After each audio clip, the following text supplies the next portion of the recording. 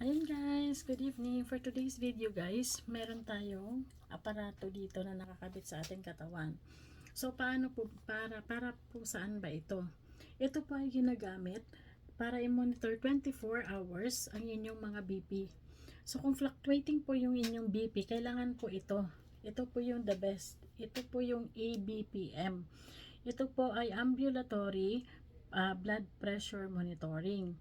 So ito po, kinakabit ito sa katawan natin 24 hours para i-monitor niya tayo. So every 30 minutes, i-monitor ka niya, i-BP ka niya, and then magsisave yan dito, magre-record siya. Pero kapag gagising ka, you are required to fill this patient's diary.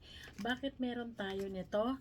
Para po mamomonitor natin at ilalagay natin dito yung time kung ano oras tayo binipi at saka kung ano yung ating ginagawa.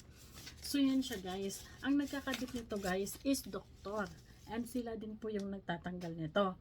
Okay, so ngayon po ito walang pinagbabawal. So kung anong kinakain mo, di kainin mo lang. Kung anong ginagawa mo, di gawin mo lang. Even sa pagbubuhat, pwede ka. Walang bawal dito. Ito po para makita kung talagang ang BP nyo ay talagang high blood ka o hindi. Or ano yung pwede nang ibigay na gamot para dito. So ang magbabasa nitong record na to ay cardiologist. So si cardiologist ang magbibigay ng result doon sa inyong doktor. Okay? Ngayon, kapag naibigay na ito, edi mas mainam, at least, di ba? Kasi hindi habang buhay, magkakaroon tayo ng maintenance. Dapat nawawala yung ano natin, sakit natin. Hindi parang for life ang ating maintenance, okay?